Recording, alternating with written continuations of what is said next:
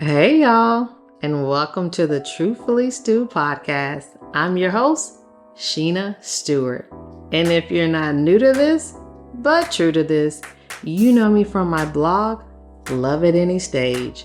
I decided to transition from blogging to podcasting due to my desire to have a more genuine connection with my audience. And your girl loves to talk.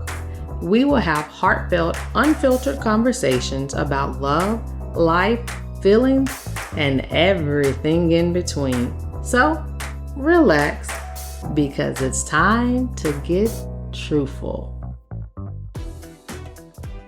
Welcome back to the Truthfully Stew podcast. I am your host, Sheena Stewart. And as I've mentioned, season 2 is all about connections. That's our theme word for season 2. So we have a special guest. You remember him from season 1, got a lot of positive feedback and people asking him to come back. So we have the one, the only Hutch on the podcast today as our guest. How are you doing? I'm doing good. Thanks for having me back. Awesome. So this podcast is going to be heavily narrated by Anthony. He's just really going to steer this, and I'm going to be a co-pilot. I say that, but I love to talk, so I will probably talk a lot.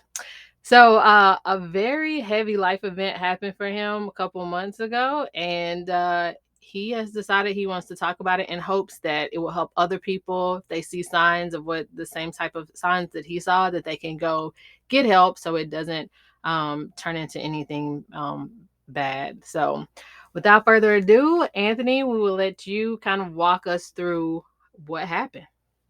Yeah, so I had brain surgery. That way, well, you didn't bury the lead. You just went straight forward. Okay. Yeah, just jump. Okay. Just jump right We gotta in. work on this storytelling. I know, right? But All right, go ahead. yeah. One morning I woke up and I noticed that my vision had changed. Words were blurring together, letters were blurring together, and I just wasn't able to see the same. So I thought something kind of weird was going on. So that was my first notice of it. When was this? I would say it was probably around middle of December of 2021. Okay, so we want to make sure that we're giving the people a time frame. So mid-December 2021, you woke up and you probably not gonna get my song reference because you just don't ever, but as Deborah Cox said, things just ain't the same, something wasn't right. Something definitely And wasn't right. yeah, as like the old country people that I grew up with, sorry, I call people old, used to say there's a strange bird in the yard. That means something ain't right. So you had vision issues. Was there anything that like stuck out? Because I don't know about that because I still don't have to wear glasses nor contacts. Knock on wood, knock, knock, knock. Well, not all of us are blessed with 20/20 vision, but for me, I noticed the change. And then the main thing that actually made me go to the optometrist and get it checked out was that where I work, I'm a manager, I have some direct reports. So one of my direct reports, um, he and his fiance were having a child and they were about to have a baby shower that I was throwing for them. And one of my other teammates volunteered to use their PayPal as the main money account for people to send it to. And with that, the address that she had given me had two M's in it. I inconveniently could only see one M, so somebody benefited from receiving my money, and then they blocked me, and I couldn't get my money back. So that's what drove me to go to the optometrist because I lost some money. Can you tell the people how much money it was? It was around, I think, $110.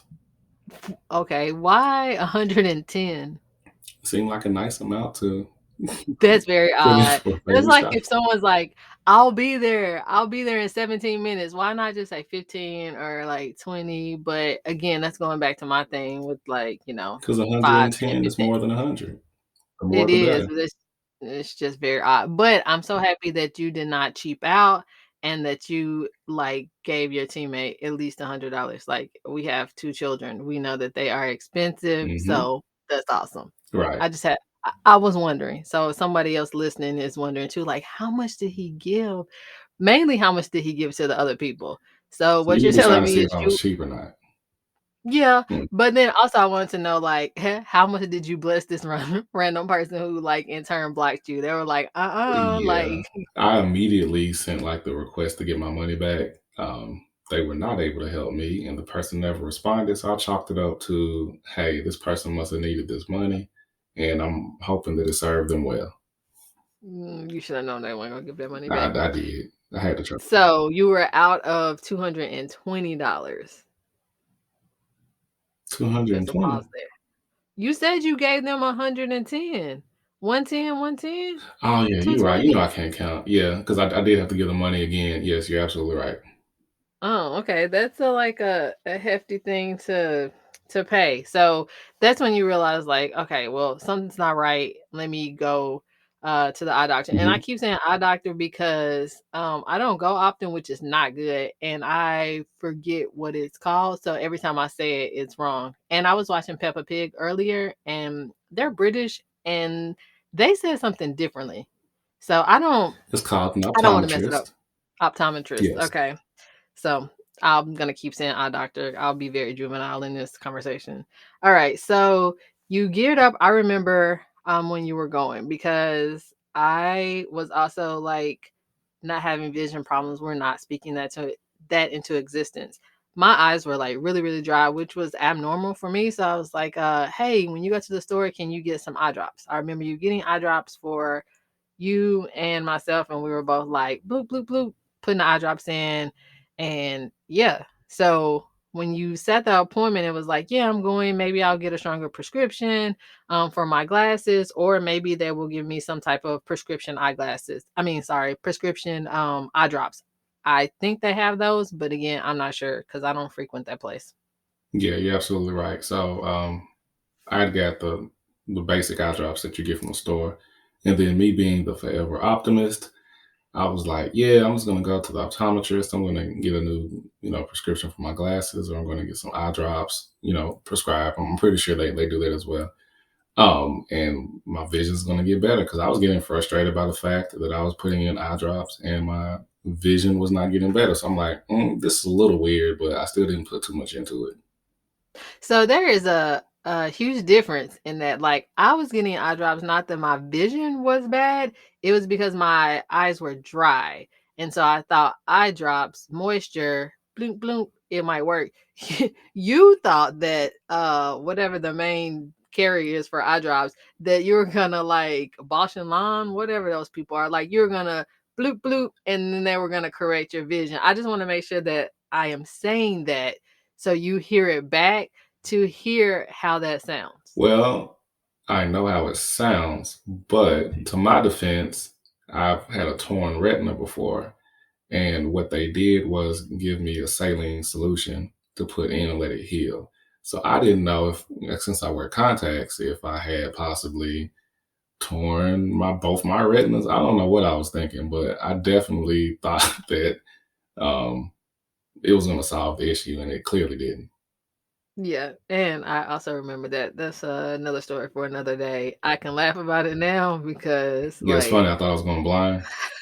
yeah, That's I'm the not second time in my surprised. life I thought I was going blind. Yeah, We've all done that. We've yeah, all done WebMD and thought we only had, if you had 24 hours to live, who sings that? Wow. Okay. yeah. Too I'm much I'm not football. You falling don't. into that You don't trap. know. You don't know. I know what I'm All talking right. about, So but So, all right, you're going to the eye doctor. You're hmm. thinking, wow, they're gonna give me like a little yin yang yin, and I'm gonna be out of there. So you go to the eye doctor. I have been to this eye doctor before. When I was pregnant, I woke up one morning and I could not see out of one of my eyes, and I freaked out. I'm like, is this what it's like for the other side? Get me out of here. So yeah, I went to the same eye doctor. He has, I don't know, do you call like bedside manner for eye doctors? He very It, I, personable, like I'm not sure what very you call it, but whatever it is, he's amazing at it. he's really, really great. Wish I knew his name to give him a shout out, but I don't know his name. So yeah, so you went to him. I know his personality. He is, if someone is going to give you some bad news, You I definitely want think it to be that him. he's, yeah, probably the best person. So walk us through like you going to the eye doctor. Yeah, so I get to the eye doctor, fill out the paperwork as normal. Everything is good. The key thing is that he actually listened to me. Um, and I think that's very valuable in your healthcare professionals, when you have them that they actually listen to you. Yeah. Um, so we were going through the normal tests, like putting, whatever the tool is they put over your eye, you read down the line, and which none of which I could see out of my peripheral. Um, they tested see if my vision had changed. It was terrible. We were all kind of confused. And he was like, well, if you want to do some further tests, we can take you to the room they have additional tools where they can do additional tests, like where they block your eyes with a little piece of wind and that stuff like that. So they gave me this dot test. And what the dot test did, it essentially um, showed every time a dot came on the screen, I had to punch the button. And what it would do was that it showed when my peripheral had a dot, I didn't see it. I could only see things directly in front of me.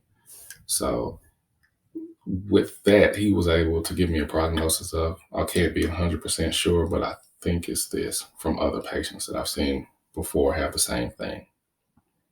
Okay. And what is this?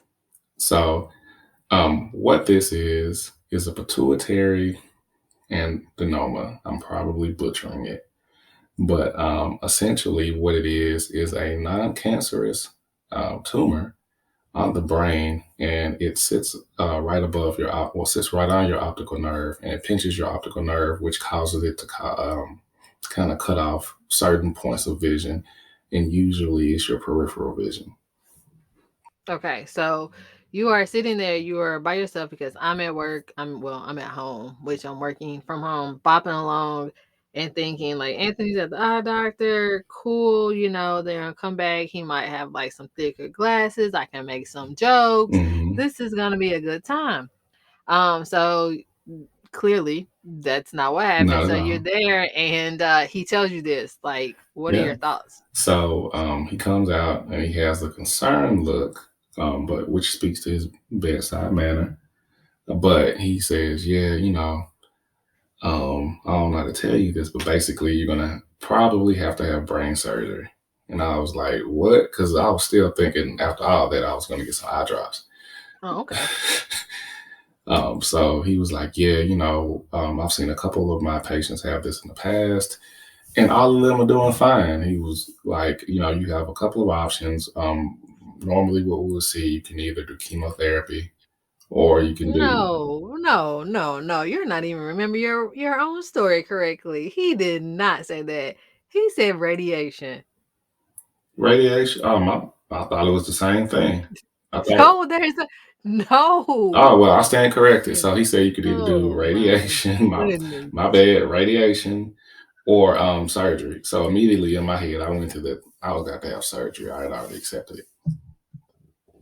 So, all right. So then you get in the car, probably filled with all types of emotions, like what in the world? Probably going to like doomsday, Hmm. like how much time do I have left on this glorious planet?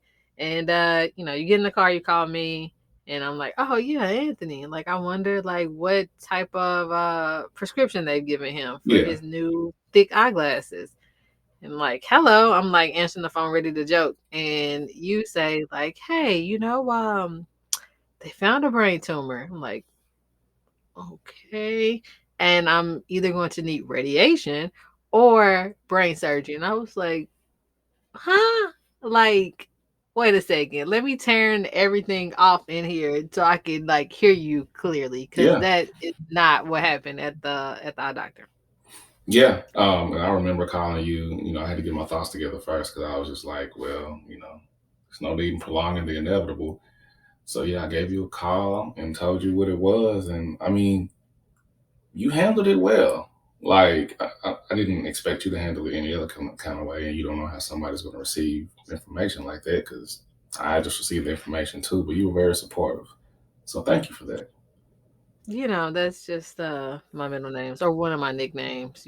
People call me support. Yeah. So I don't like that. I'm gonna have to work on that one.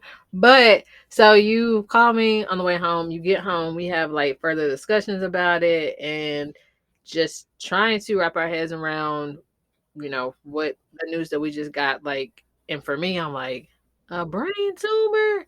Like, what in the world? Like, how did, and then I'm thinking, like, oh, I didn't pay attention in whatever grade, elementary school, middle school. Like, I didn't know the pituitary gland was located on the brain, around the brain, somewhere with the brain. I'm like, You and me both. I had no idea. I didn't know that. It's like you, what's that show? Are You Smarter Than a Fifth Grader? Yeah. I like, no, wouldn't have done that because I didn't know that. So I'm like, okay, so brain Hmm. tumor, surgery, or radiation. Either one of those, like, none of those options are pleasant. No, not at all. And I think with his bedside manner, just to make me feel better, he did inform me. He was like, "Well, with this surgery, normally they don't have to cut into your skull, so they have other ways." And I was like, "Well, at least that makes me feel a little better." Yeah, I do remember you saying that, like, no type of like going in the cranium and all that stuff, like they can go through your nose. So when I heard that, I was like, okay, that's great. Like, this is a good option. But as like we have, gone through this journey and still going through it, and like you talk to people about it, and they're like, oh yeah, like it was brain surgery, but like they went through his nose, and people are like, that's still bad. I'm like, am I the only person thinks that, like, of the two options, because you have two, like they're not gonna go through your foot. I don't know, maybe so. I'm not that smart, but like that is like I would rather somebody go through my nose than like take my skull crank. Like that's I don't know, Yeah, but absolutely. Because if that's it's been the anything reaction. like how we watch on The Resident, I was not looking forward to that. I love that show, but I would not go to Chastain Hospital if my life depended on it. I'd probably just like go in the back alley and try to do it myself because Yeah. those doctors. But yeah, shout out to The Resident. I do love that show. Oh yeah. Shout out to The Resident. All right, so we have the diagnosis, Hmm. or we have like what we think is it, because he is an eye doctor and this is his best educated guess. Absolutely. He's seen 12 other patients that have had this, and they are all like alive, kicking, surviving, but he can't like say without a shadow of a doubt that this is what it is, not his specialty. So he referred you, and then you had to get an MRI. Yeah. All right, I've never had an MRI before, and you hadn't until then. Hmm. Like, walk us through that. First of all, because I don't remember, how long did it take from going to the eye doctor to the MRI? I was able to get scheduled. I think approximately like maybe 2 weeks. Um, because I had to get a referral from my actual doctor. So I had to go see my primary care physician as well, and they worked together to get my referral to the yeah. So essentially, it took about 2 weeks to get in to get my MRI. And for those who haven't had an MRI, they and I guess it depends on what they're doing it, like what part of your body they're doing it for. But since mine was my brain, they had to put me in this small, felt like I don't know, cylindrical equipment, and I couldn't move. And they put like for anyone who watches like X-Men, like Professor X, they put like a Professor X helmet on me, or like a football helmet. And then you just have to lay there and lay still for like an hour, and it's very loud, and it's a lot. Yeah, so never. I think that I would probably like freak out, which I'm pretty sure there have been some people that have been in that. I actually went to sleep. Okay, I can't say that I would have done that. I have anxiety, and it would have been like on 100,000. So yeah, Hmm. but I'm glad that you were relaxed enough to go to sleep. So yeah, you have the MRI done, and then they call back and say, I think they call back. Did they call back, or were we in the app at this point? The actual place that did the MRI, they're not associated with Vanderbilt, so they weren't in the app. So they called Okay. me and let me know that I could come. They actually give you a disc. So we actually have a disc with my brain on it, like what my brain looks like with imaging. So they gave me the disc, so because I would need that for my appointments when we went to Vanderbilt, and yeah. that's how that went. And I think my biggest concern out of all that was I wasn't scared of going in the machine and those things. I was scared they were going to see something else because you never get like a view of your brain. So I'm like, if this could be there, like what else they're going to see? So I think that was my biggest issue. Was like, man, please don't let them find anything else. Yeah. Yeah, So you had the MRI done, they called and gave you the results, and they were in line with what your eye doctor said. absolutely. Yeah. All right. So then like starts another journey. So Hmm. like I feel like that's chapter one. Like Absolutely. you having the issues, the vision issues, and reaching out to get an appointment scheduled, got the appointment scheduled, and he gave you like this is my best guess. And then you do get an MRI and it's confirmed like they diagnose you with the brain tumor. That's what I'm gonna say because the other word that you said, I'm not gonna butcher it. I mean, So that's what it is. Yeah. okay, so this is it. We have a tumor on our pituitary gland, and the pituitary gland for people like me who didn't know is located on the brain, in the brain, somewhere Hmm. in that vicinity. All right, so then you are scheduled with a lot of not pre-op appointments, like first round appointments, I Yeah, guess, at Vanderbilt. So we went one day and we had to meet with the endocrinologist, and then after that you had to go get blood taken, and then after that same day you had to meet or we met with a brain surgeon. Correct? that's correct. All right, so we get to Vanderbilt and we meet with the endocrinologist, and yeah, walk us through that. Yeah. So very cool person. They gave us a lot of information, said a lot of big words I didn't understand. But while we were there, they were asking me certain questions because in between that time, I think we had discussed with a friend of mine and someone else that you knew that pills might possibly be an option. Was that before or after this? I think it was That was before. That was before. So you have a friend that is a dentist that I guess just been in the medical field, just like the eye doctor was the one that found this. So Hmm. he mentioned like seeing an endocrinologist, you might be able to get pills. I had a cousin who I didn't know had the same tumor. She was producing breast milk and her children were adults. Right. And so she was like, something's not right. So she was able to take pills. And then to go further down this whole rabbit hole, I had another cousin who had brain surgery in December of 2020. I had no clue like what the surgery was for. Like I didn't ask. He's alive, he's well. So I'm like, okay, great, you know. But then when I like talked to his sister to tell about like, hey, this is what's going on with Anthony, she was like, that's the same thing. But in his case, he did not like go to the doctor and his ruptured. So it was like more of like a frantic, like, like we gotta have emergency surgery and all that. So yeah, I think after having those conversations with a couple of people, first of all, I'm like, is this common and we just don't know about it? And then secondly, it like makes you feel better because it's like, oh, okay, like I have two cousins. One took pills, she's okay. The other one had surgery, his tumor ruptured, and he's still here. And we were playing So yeah, like cornhole last year. So, yeah, so like walking into like with the endocrinologist is like, okay, pills might be available. And hmm, then she like goes through a round of questions. Like, yeah. have you been experiencing this? What about this? So that's when I realized. I mean, I had gone into it, and I think I kept telling you, I'm like, I'm thinking I'm like to have surgery, and you were being optimistic. You were like, well, like pills may be an option, and I think in my head, if I have to give it a percentage of what I thought, I was like 60% surgery, 40% pills. But of course, I would much rather prefer it to be the pills. But like you said, as she started her line of questioning, I think it was at first it seemed like, oh, this might be all right. But then it was that turn. And I think you realized in the turn, you were like, yeah, it's going to be surgery.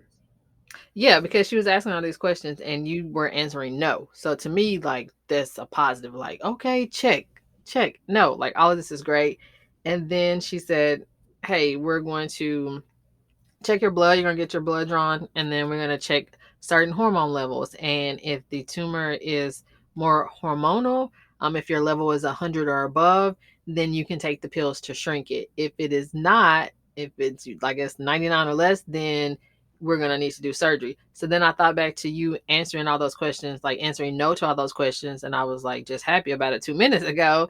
And then I'm like, oh, those are all hormonal questions. And you Right. answered no to all of them, which led like in that moment I was like, oh, okay, so surgery is happening. Yeah. Like I can still like have a sliver of like, optimism, but like I'm a realist. So Yeah. if you say no to the hormonal questions, you're having surgery. Right. So I think we kind of come to that conclusion. And, she was just like, we'll see, what the results are. But I think she was like kind of just alluding to, you're probably going to have to have surgery. Yeah, and then you went to go get your blood drawn, Hmm. and then we had a little bit of downtime, and then we were able to meet with the brain surgeon. And so from what we have both gathered, that normally I don't think necessarily a brain surgeon would be the one to do this operation because they're clearly going through your nose and all that stuff. But Vanderbilt has a specialized center, I guess, of excellence for the pituitary like tumors.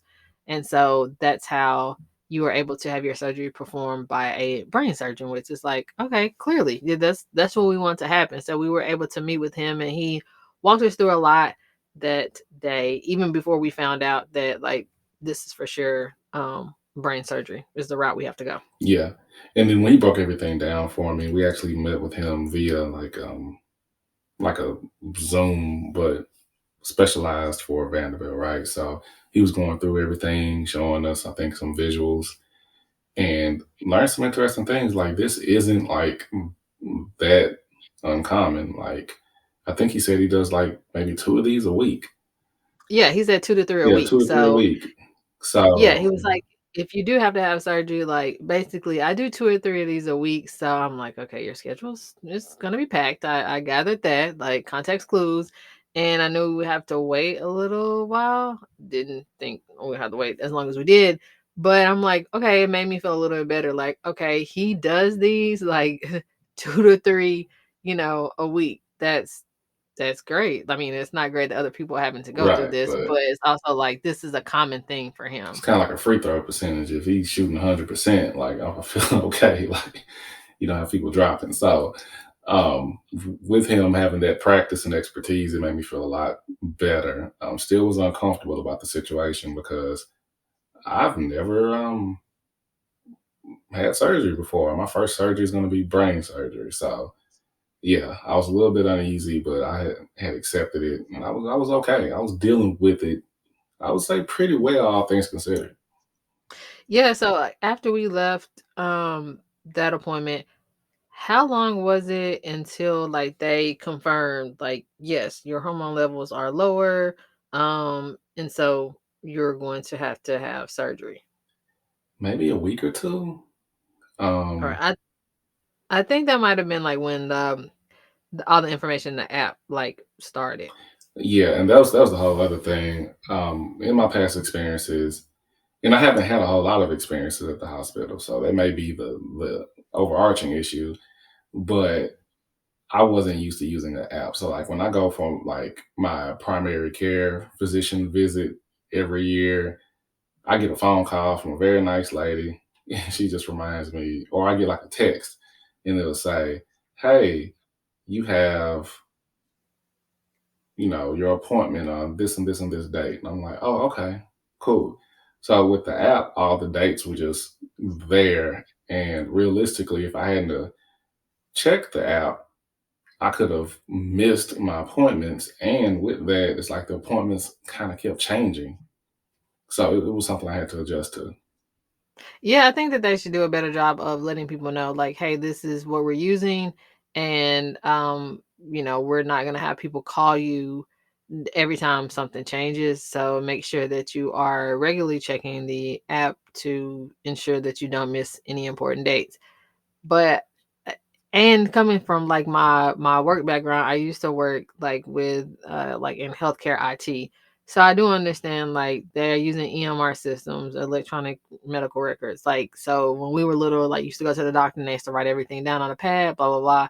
Now clearly it was government mandated. I'm not gonna get into all that and bore y'all about that, but they have to go electronic now. And that is great. Like, it helps as far as like trying to get information if you live one place and have an accident somewhere, if you move, or all of this stuff.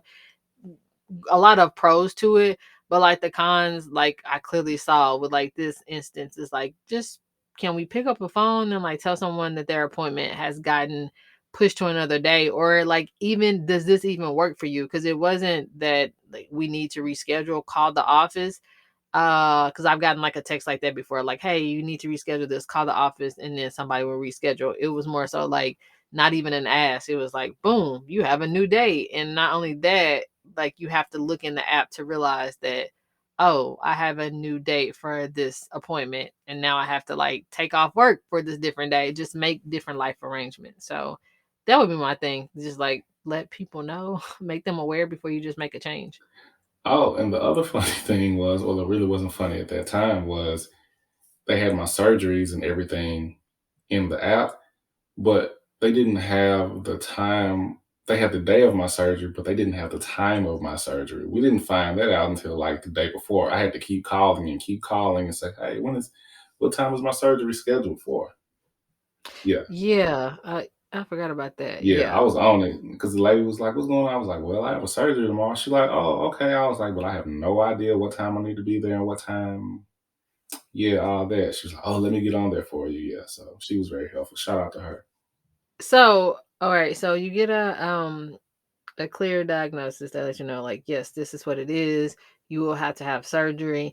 And then before that, then you have to have like pre-op appointments. So the pre-op appointments were like a week, maybe 5 to 7 days before the surgery.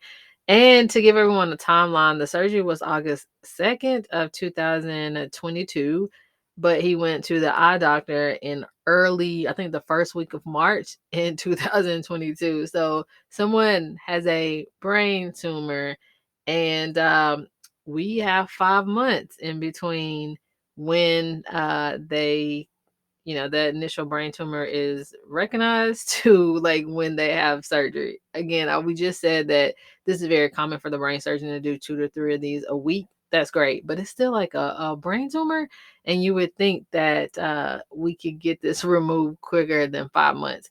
That's another story for another day. I'm not gonna hop on my soapbox about the healthcare system, but just putting that out there. So that leads us to the pre-op day, and it is at a couple of different places because Vanderbilt is so big.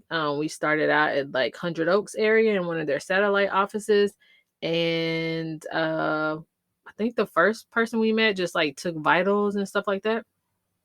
That's correct. Yes, the first person we met with, they took my vitals, yeah, blood, all that stuff, and then we had to go to a different location for them to actually sit and talk to me about the surgery and things of that nature. Yeah, to give you like, hey, this is the do's and the don'ts. They gave some of that to us at the satellite office, and they had to do, was it an EKG? Yeah, they had to give I'm me an I'm EKG. so, like, bad with all these things. So, they had to do an EKG. What I thought was funny is, it was a nice lady doing her job, and then they brought in a man to do the EKG. So, you had to lay down and, like, either take your shirt off or, like, raise it up or something, and so, like, they're both helping you, and then he, like, moves the curtain, and I thought it Hmm. was so weird. I'm like, "I'm the wife?" Like, what? I can't see him with the shirt off, but you can. It was just very funny. Like, it was just one of those moments that like make me laugh, especially in a time like this where emotions can be heightened. So we got through all the pre-op appointments, and again, I can't remember exactly how long we had between pre-op and surgery day, but it was less than a week, 5 to 7 days, I would think. So we are scheduled for August 2nd, like 8 o'clock, August 2nd, but we needed to be at the hospital at what time? 5:30? Yeah, 5:30 in the morning. All right. So yeah, that's where we are. We like have a diagnosis, check.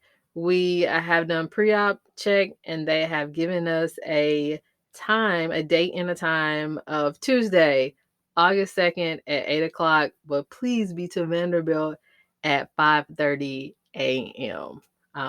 And that's where the rest of our journey with this goes. Hey y'all, I came across a tool that I felt will be helpful to anyone that prioritizes taking care of their mental health and becoming the best version of themselves. Because being a self advocate for your mental health is proactive and beneficial. So, when I saw that Courtney Arlesia, a licensed mental health professional, created a digital psychoeducational tool to help improve coping skills, self reflection, and positive self talk, I wanted to share with you. The weekly mental wellness planner is digital, making it easy to keep up with your positive affirmations and journal entries on the go. The weekly mental wellness digital planner is available to you with a limited time offer of 10% off at checkout. Simply use the code truthfullystew. The planner information is in the show notes. Now, let's get back to some candid quotes and anecdotes. Okay, so we have the diagnosis, we have the leading up after the diagnosis, and now we are at August 2nd, which is the operation day. So we get up early, it is still dark outside, or as the girls like to say, the sun is still sleeping, and we pack up our things, jump in the car, and we head to Vanderbilt. What are your thoughts, feelings at this point? At that point, I think it's finally hitting me like what's actually going to happen. So, um, listen to my little headphones, listen to my little music to get hyped up like I'm gonna play a basketball game or something. Why I don't know, but yeah, just What were you listening to? my go-to is always Jeezy, Young Jeezy. So that's what I was listening to, um, and just trying to get my mind situated for what was about to happen. But considering there were no cars on the road and it was like a straight shot, it was the longest ride ever for me. Just being honest, I'm just like, wow. I did not miss the irony of you saying you were trying to get your mom right. Maybe that's a bad joke on my end, but it stuck with me when you just said it. Oh, I know, right? All right, so we get to the hospital. We They take our bags, or help us with our bags at the valet. Hmm. We go to the first of all, Vanderbilt is having construction. And Vanderbilt not in construction is still a mess. Like that hospital is huge and very confusing, especially to someone like me who is directionally challenged. Whew, it takes a lot. It takes a lot. So we get to the front desk and they tell us where to go. So we go basically to the waiting room, the surgery waiting room area. So I have a seat, and then you go where the patients should go to check in. So I was not able to go back there. So tell us what happened when you went to go check in. Yeah, so when I went to check in, that's when they give you your first wristband. They get the rest of your payment if you haven't already paid all the way up. And then you kind of just sit and wait until you're called. That's when I started meeting the cast of characters outside of the doctors that I would spend my day with. Um, so there were some very unique individuals that I ended up like sharing space with as they began to prep me for my surgery. But yeah, at that first space, you go and they kind of check you in. I paid off my balance or whatever, and then a very nice lady, and then they call you up, and then you walk back um, to like a another waiting area where they give you your gown and you get prepped and everything for surgery. Yeah, so I'm sitting there waiting, and they're calling people in small groups. So when they call us, you're still walking back from the check-in. So we didn't have time to like sit together in that area, but it's us and then a younger fellow and his dad. And so they give you the patient number and tell you, hey, once your patient is in surgery, you can come sit here and follow the surgery through by looking at the screen, like following their number. And the guy was like telling his son, he was like, yeah, what if you looked up and saw my number and it just said dead? And I'm like, oh man, this is the person they put us with. Okay. So the four of us plus the hospital worker walk through, take the elevator. And then I'm not sure what these rooms are called, but everyone is like there aren't like individual rooms. It's like a sheet separating everyone, and you're just getting, I guess, the pre-op like go around, like everyone's coming around like saying, hey, I'm the blah blah blah associated with this surgery and I will be doing this, and then you meet nurses and things like that. So that was our next step in the journey, meeting all of those people. What was it like for you? It was a lot. So I had never had surgery before. So, once we got back there and they were like, yeah, go ahead and put your gown on and these things. I was like, well, this is it. So um we did all that. Then I'm kind of just waiting there, and everybody was super friendly and cordial. And then you were there, of course, and you were keeping me calm as best you could. Then it came time where they had to put in the IV. I've never had an IV before.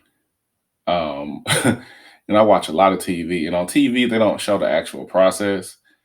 So we watch the residents. I know for a fact every time a person comes in, they put them in the IV. It takes like 2 seconds, and it's not a big deal. And then they're just like, "Oh, turn on this," and then they're watching their vitals and stuff. That was not the case for me. I had a really nice nurse. I swear she stuck me about 12 times. She couldn't find my vein.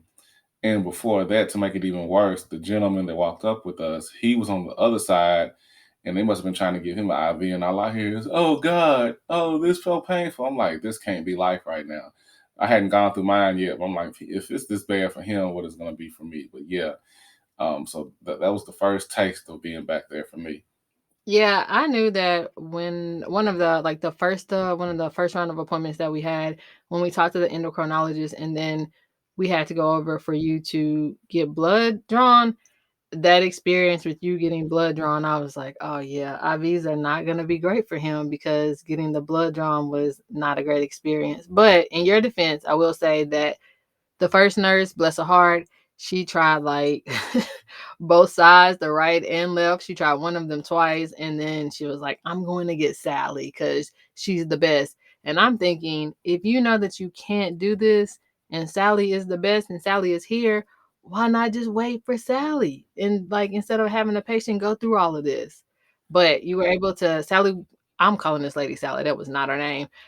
She came in and she got the IV in, and then that's when it, I think, started like the round of medical professionals coming around and letting us know like, hey, this is my name and this is what I'll be doing. Yeah. The lady that you call Sally, she wasn't as gentle about it, but she was able to get it done. So I was very thankful for that. And then like a nonstop sea of people started coming by and would introduce themselves as this, and I'm the person that's going to be doing this, and they'd come back and ask me, "Well, have you met such and such?" And I'm like, "I don't know. Like, it's happening very fast." But they were all really cool, and they were telling me the different things that would be going on throughout the day, and I took in as much as I could. After a while, it became a blur. Yeah, and then to go back to our friend that was on the other side of the partition, he was talking to a doctor, and seems like this man has had a lot of surgeries, bless his heart, a lot of medical things going on, and the doctor was trying to tell him about like, hey, I need your consent to do this, and he was trying to explain it to him, and I get it from his perspective, like. I have been poked and prodded like enough over the years. Like, just do what you're supposed to do today, and that's all I need. So the doctor needed him to sign off on something, and I could tell, I couldn't see him, but I could just hear in his voice that he was like going back and forth about whether or not to sign these papers. And I think he eventually signed them, but he looked at the doctor. I'm thinking he looked at the doctor because again I couldn't see, and he was like, "Hey, don't f me up, man." And I was like, "Oh, okay." Yeah, I remember him saying that.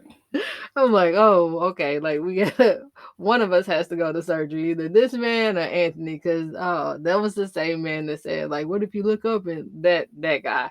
So yeah, Hmm. we met with everyone. There was a nurse. Again, I don't remember any of these people's names, but there was a nice young black nurse. And she let me know that she would be the one calling me. So she confirmed she had the right phone number for me, and she would be calling me just throughout the surgery. So they wheel you away, and then I have to leave to go back to the waiting room. But I went outside because it was August 2nd. The weather was still great, so I just sat outside. But from your perspective, what else do you remember after they wheeled you away? After they wheeled me away, I remember going to the room where they give you your anesthesia, and it seems like it might have been like a lot of young residents in there. So they were just kind of talking, and I joined their conversation for the 30 seconds I was awake.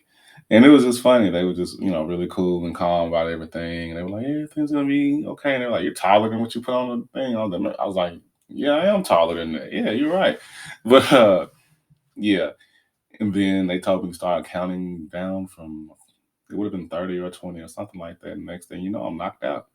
So yeah, clearly you don't remember anything during this time during the surgery. I wasn't there, so from my perspective, sitting outside, my cousin had come to Nashville to help with the girls along with my mom. So once she dropped the girls off at school, she came to Vanderbilt, which I didn't know she was coming. So she came, found me outside. So we sat outside the 4 hours and just talked.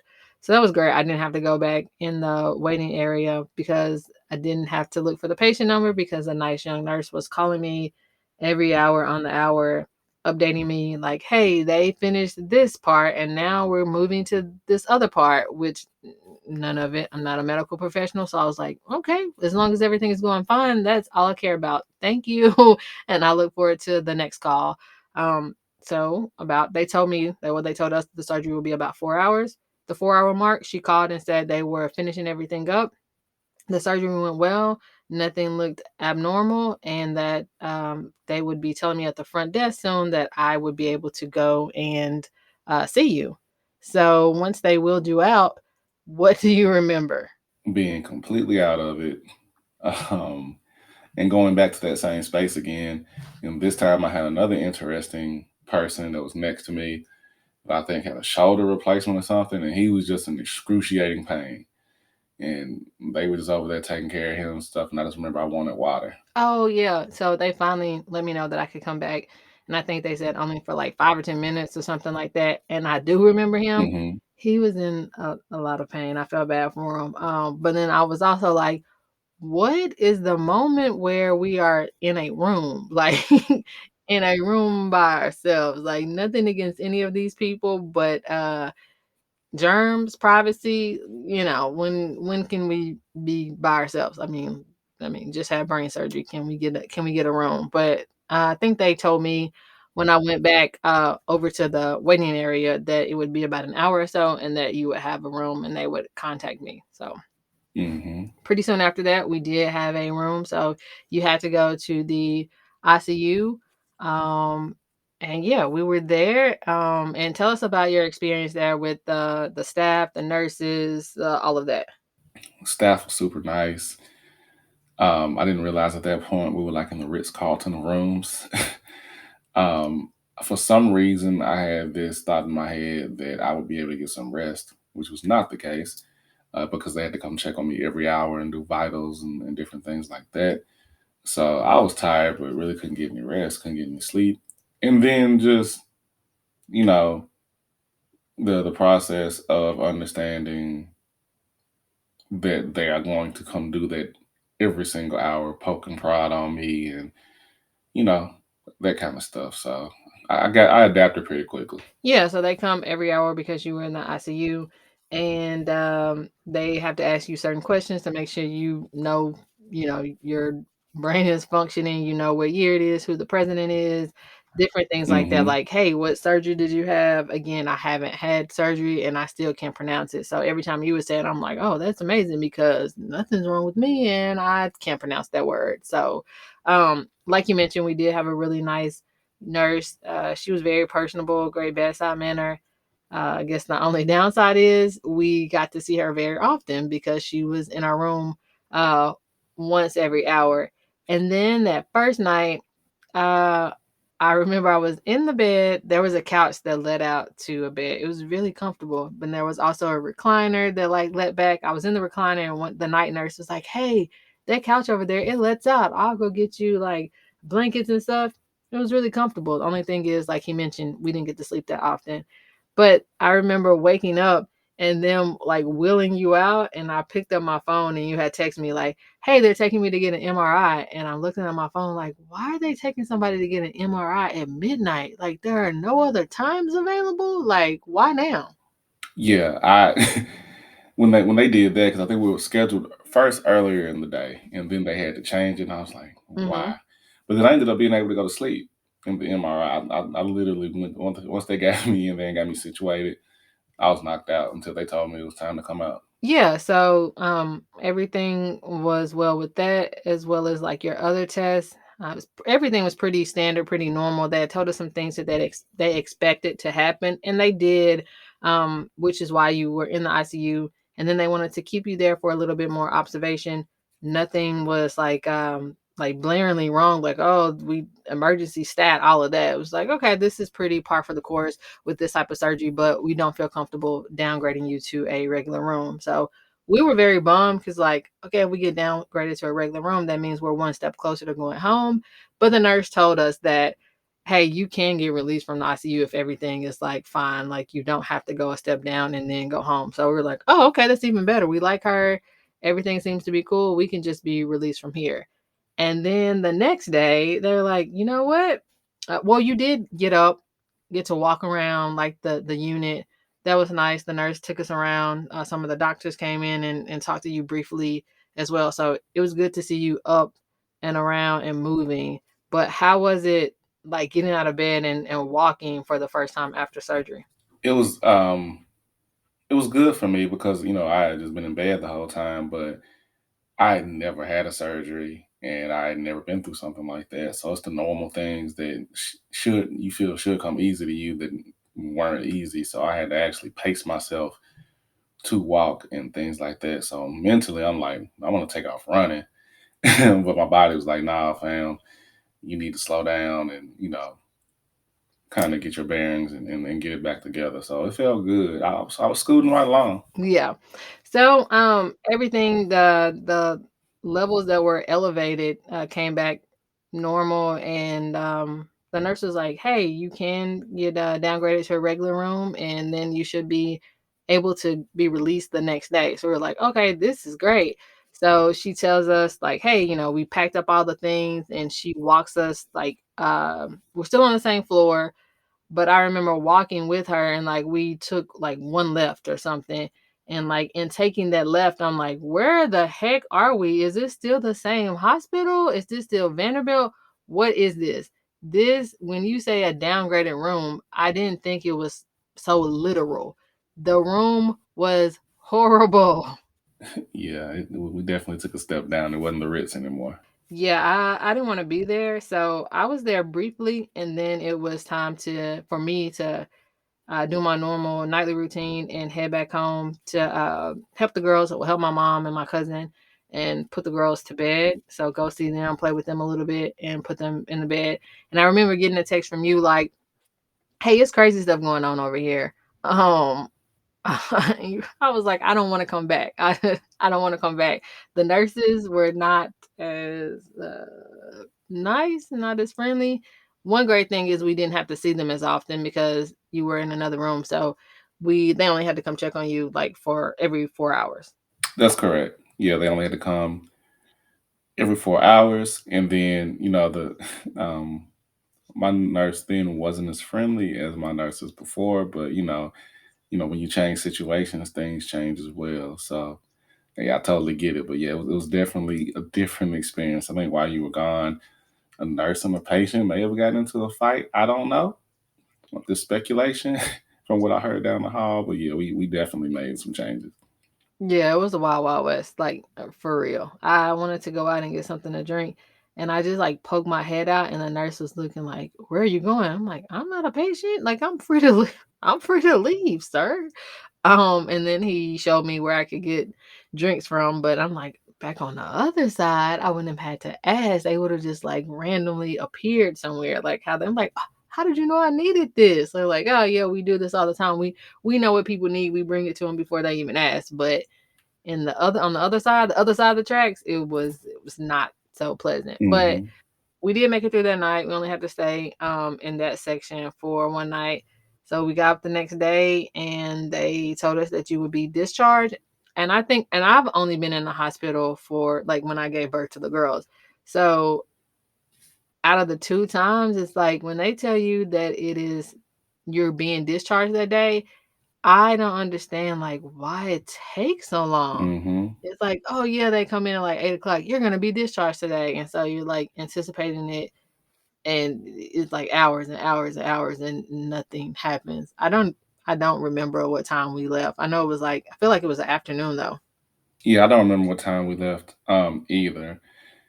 It was in the afternoon, and it was before the girls got home. So I know it was between like 12 and 3. Okay, so yeah, we get home. My mom is here. She welcomes us, and that really starts the, I guess, chapter four, like, post surgery and how you were feeling after the surgery. And I guess we can let everyone know where you are now. So we get home, and the first few days after the surgery, how are you feeling physically and mentally? Yeah, the first few days, I'm still kind of moving around slow, which is new to me.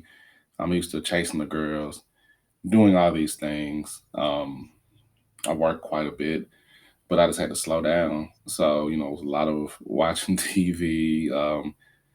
I couldn't pick up anything more than 10 pounds, if I remember correctly. And um, I slept a lot due to the different medicines I was on. So that's what it was like for me, just resting a lot and, trying to just come out and make sure I was visible to the girls as much as I could and explain to them, hey, I can't pick you up, but I can do this, this, this, and this, things like that. Yeah, and what about like sleeping? Because I know you said that you were sleeping a lot, you were tired because of the medication, but I don't think the quality of sleep was there. No, the quality definitely wasn't there because of the type of surgery they had to do. Some different things to my nasal passages, so I had like blockage and things like that. So I can only breathe through my mouth, which was extremely difficult for me. So I basically was sleeping only through like the day instead of sleeping at night. So my whole sleep pattern got shifted. Yeah, it was a lot. I know that when you have a cold, anybody has a cold and you have congestion, it's like always like, oh man, when will I be able to breathe through my nose again? I guess we take it for granted because we just do it freely, without thinking every day. But when your nose is not only stopped up, but they have like, was it like 6 feet of like some type of packing that they put up there? Yeah, that's correct. It was around that amount of packing they put in my nose. Yeah, so um they let us know that I think for at least 3 weeks you wouldn't be able to do much. Just like, hey, the doctor's orders are for you to get rest, don't do anything. I was gonna say don't do anything too strenuous, but don't do anything strenuous at all. Like just sit and be still, and that's it, exist. So for someone like me, I would love for someone to tell me that like I can't do anything for 3 weeks. I would love it. And like anytime anybody tried to get me to do anything, I would probably put like a doctor's note and just hold it up like, sorry, I can barely even breathe, and you want me to like do, no, I can't. But you couldn't drive or anything. No, that's correct. I couldn't move and I couldn't drive due to the medicines I was on, and them just they didn't think it was safe. I don't think it was just the medicine. Like you just had brain surgery. But yeah, so those 3 weeks were just for you, for all of us.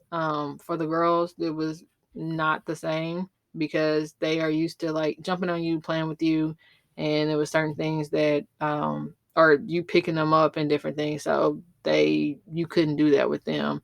Even giving them baths would be different because like maybe picking them up out of the bathtub or helping them out of the bathtub and like them putting most of their weight on you. So, or getting in and out of the car, those things were a little bit different for the girls. You couldn't really sleep well, couldn't get a lot of rest, although they told you rest is very important, and not being able to drive and just move about and be your normal self.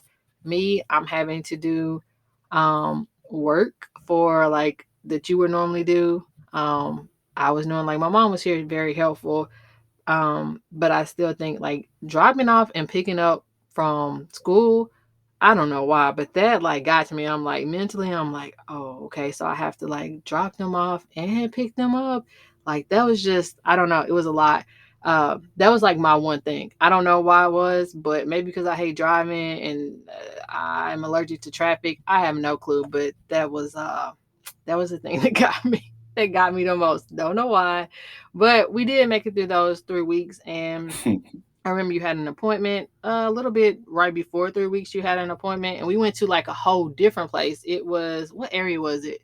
was in the West End area. West End. Okay, Hmm. directionally challenged. So we went there one morning, and you came back, and I they did something to your nose because you like asked for tissue when you came out. What happened back there behind the curtain? They actually went in and he removed the rest of the packing that was in my nose.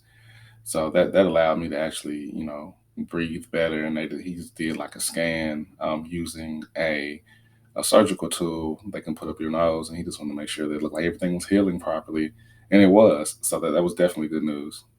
Okay, yeah. So then they also at that appointment let you know when you would be able to drive again and then pick up something, bigger than 10 pounds Hmm. and head back to work. So I think that was, I can't remember what day it was, like a Monday or a Tuesday. And then they said, hey, this coming up Saturday, you can drive again. And then the following Monday, you will be able to start work again. That's correct. All right. So, which two, I guess if you're talking to other people who haven't experienced this, is like, yeah, so you have surgery and then 3 weeks later you can drive again and go to work. And people are like, what? I think most people are like, you should be down for months. Like, what is even going on? But, hey, we have a lot of medical advancements. And thankfully, they were able to go through your nose and you were only down for 3 weeks. So, It also has to do with the type of work you do as well. So if I was in a more strenuous job that was, you know, I had to do things more physical in nature, then it would have required me to be down longer. But since the majority of my work is done, behind the computer, I'm sitting down a lot. It allowed me to get back to work quicker. Because normally they would advise you to be out of work longer for this type of surgery.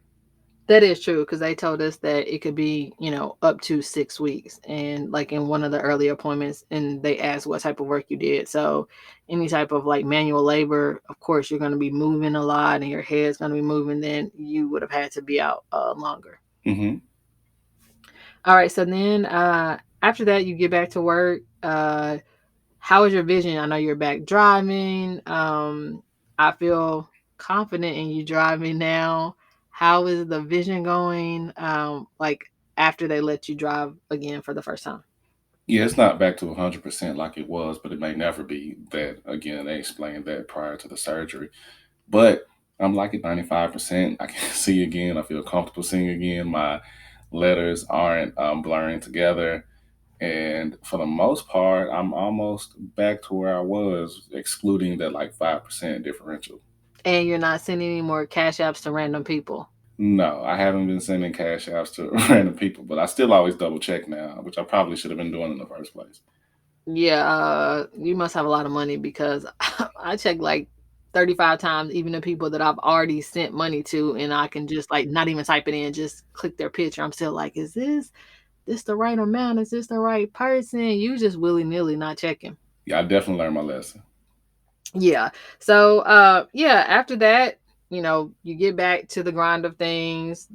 Hey, we're back to our normal routine. You're back working, helping with the drop off and pickup, thank goodness. And being able to pick up the girls, play with the girls, and driving and working. So at a certain point, I can't remember exactly what week post surgery you had another appointment where you had another MRI. Is that correct? That's correct. Yeah, I had another MRI, and then they were just able to check, and they just wanted to make sure that everything was, looking good and things of that nature, and everything had nothing had really changed as far as what they were looking for. So that's what they were looking for, trying to make sure that things were looking good inside my brain. Okay.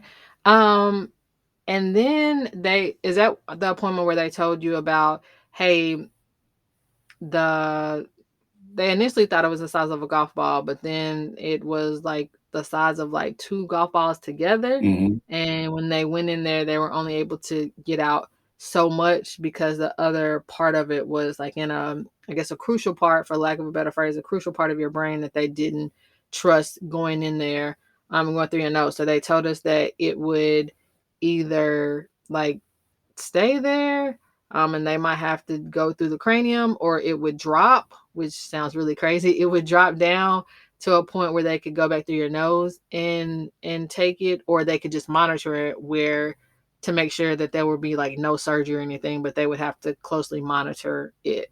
Correct? Yeah, that's correct. And what ended up happening was it has fallen, so like they thought it would, or dropped. And now we're at the stage where we just kind of monitor it. And then they were able to prescribe me medicine to see if they can keep it at the size it is or shrink it so that we wouldn't have to go back in for another procedure, because that's the hope. No one have to go back in for another procedure. Yeah, nobody wants to do that. And I think the big thing is that it has dropped, so they wouldn't have to go through the cranium, because when they said that, I'm like, wait, we're like not out of the woods. We might have to go like have a worse surgery than a surgery before. Hmm. Yeah. So how are you now? Like, so many months post surgery. How's it going? How are you feeling after that whirlwind of events? I'm doing well. I can see, able to function, normally. Um, and all things considered, I think it went very well. So, as far as like someone listening to this and maybe they're like, my eyesight is not like it used to be, any things that people need to look out for, and if they're experiencing this, suggest that they go see an eye doctor about. If you're experiencing any vision change, your peripheral vision has changed to the point where you don't really have it anymore, accompanied with, having fatigue and being more tired than you normally are, I would recommend getting it checked out. Those are some things that I would definitely say, like, I wish I would have gotten checked out sooner. Don't know how big a difference it would have made, but you definitely need to get it checked out. Yeah, what I wouldn't recommend is one thing Anthony did, and I don't think he has mentioned, is he went on YouTube and actually watched the surgery. First of all, why is it on YouTube? But he did go watch some of the surgeries before his Yeah, I did surgery. do that. Yeah. Why would you do that? Why would people do that? I don't know. Yeah.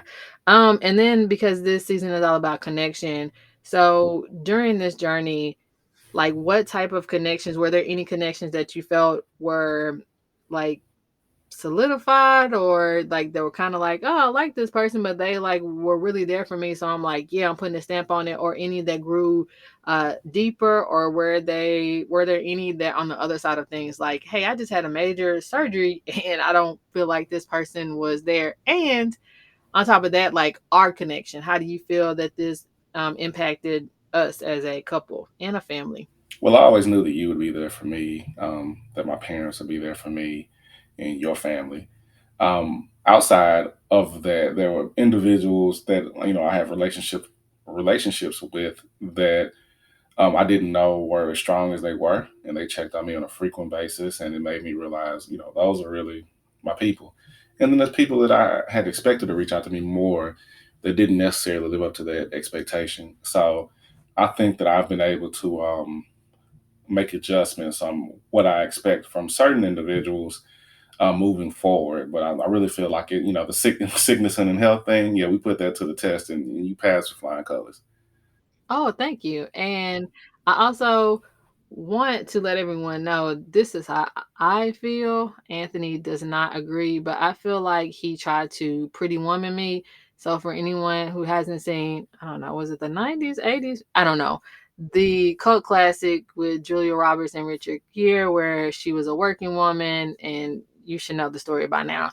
But anyway, he like texted me one day and was saying he was going to give me money. I'm like, I think that's just like part of the vows and like what you do and like taking care of someone that you're married to. But he wanted to give me a gift, and he decided on money so I could get whatever I needed for taking care of him. And I felt like that was very like pretty womanish. Like, why are you giving me money for this? This feels like dirty. Or his deal would say, ew, ew. But anything else you want to add? No, just if you're noticing certain changes within your body in general, and you don't feel right, I would just say go get it checked out. It's better to be safe than sorry in any circumstance. Yeah.